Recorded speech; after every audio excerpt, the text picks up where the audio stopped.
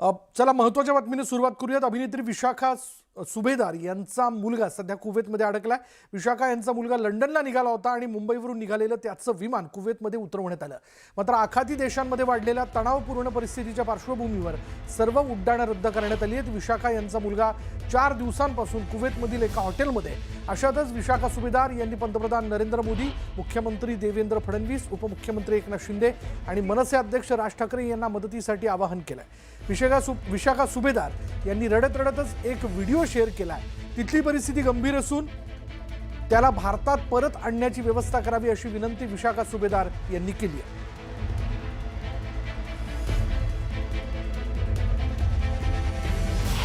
नमस्कार, मी विशाखा सुभेदार.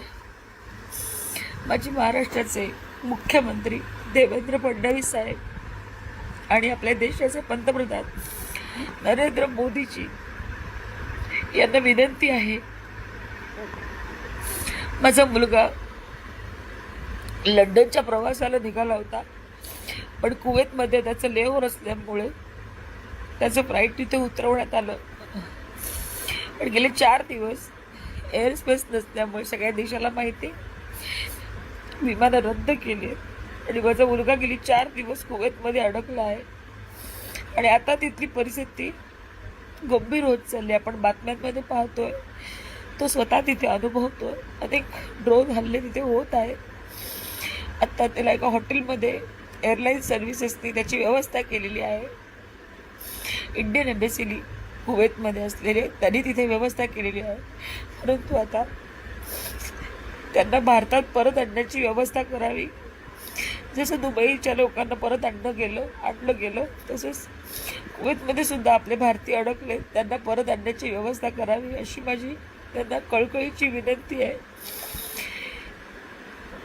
अनेक भारतीय, अनेक पोरांच्या आया, अनेक कुटुंब त्यांची इथे आपल्या मायदेशी वाट बघत आहेत.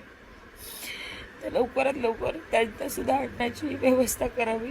आमच्या मुलांची काळजी घ्यावी एवढीच विनंती सरकारला आणि आपल्या भारताच्या पंतप्रधानांना यांना मी करत आहे. कृपया लवकरात लवकर मार्ग काढावा.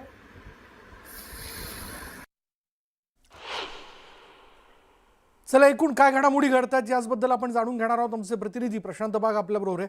प्रशांत, एका आईची आर्तहाक आपण बघितली, पण अशाच प्रकारे आपल्या देशातल्या अनेक आया ज्या आहेत त्या आपल्या मुलांची किंवा इतर नातलगांची आवर्जून वाट बघतायत. काय नेमकी आता म्हणजे महाराष्ट्राकडनं कशा पद्धतीने दूतावासाशी संपर्क केला जातोय, कशा प्रकारे या ठिकाणी कोऑर्डिनेशन सुरू आहे?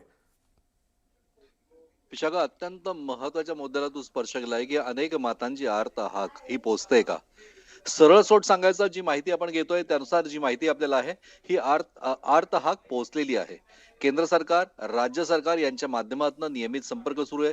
जी माहिती आपल्याला समजते, मुख्यमंत्री देवेंद्र फडणवीस यांनी स्वतः या विषयात लक्ष दिलंय.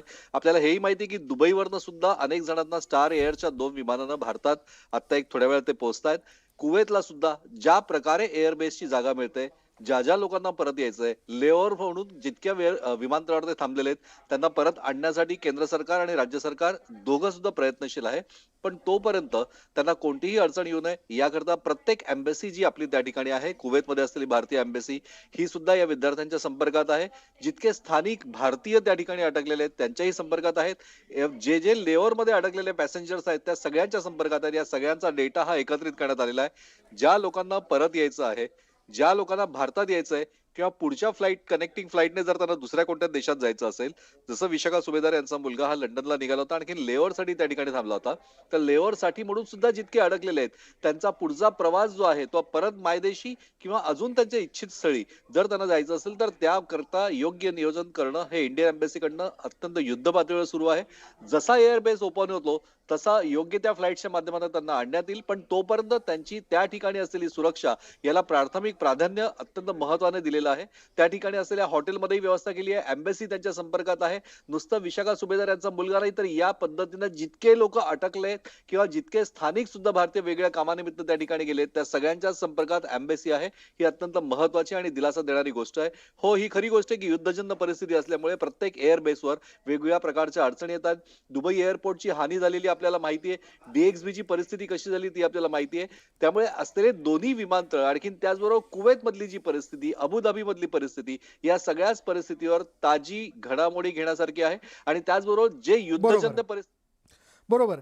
तुर्तास तरी सध्या आपली मंडळी ही आखाती देशांमध्ये अडकलेली आहे, ठिकठिकाणी ती अडकलेली आहेत आणि व्यवस्थेला थोडा वेळ देऊन त्यांच्यावरती विश्वास ठेवणं फार आवश्यक ठरणार आहे. कारण मुख्यमंत्र्यांनी स्वतः या विषयात लक्ष घालून आता याबद्दल थेट सूचना देत आपल्या अडकलेल्या राज्यातल्या लोकांना कसं भारतात परत आणता येईल या दृष्टीने प्रयत्न सुरू केलेत.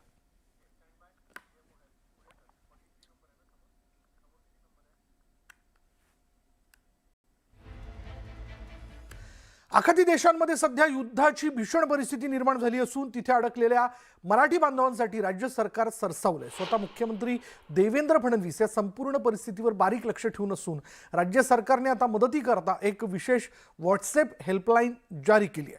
दुबईतील इंडियन पीपल्स फोरमच्या सोबत समन्वय साधून महाराष्ट्र सरकारने एक व्हॉट्सॲप क्रमांक जारी केला असून ज्यांना मदतीची गरज आहे त्यांना 97150 365 4357 पुन्हा एकदा हा नंबर सांगतोय 97150 365 4357 या व्हॉट्सॲप क्रमांकावर संपर्क साधावा असं आवाहन करण्यात येतंय. दरम्यान अडकलेल्या नागरिकांच्या सुटकेसाठी आणि समन्वयासाठी मुख्यमंत्र्यांनी राज्याचे मंत्री गिरीश महाजन यांच्यावर विशेष जबाबदारी सोपवली आहे.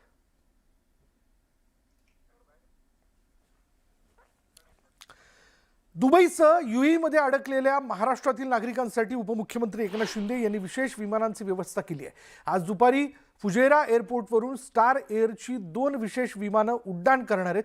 या दोन्ही विमानांमधून 164 प्रवासी संध्याकाळी 5:30 ते 7 या वेळेमध्ये मुंबई एअरपोर्टवर पोहोचतील. यात पुण्यातील इंदिरा स्कूल ऑफ बिझनेस स्टडीजचे 84 विद्यार्थी, ठाणे, मुरबाड, अहिल्यानगर यासह इतर नागरिकांचा समावेश आहे. Honorable Deputy Chief Minister of Maharashtra, Sri Eknath Ji Shinde Sahib, for accepting our request and making this urgent arrangement.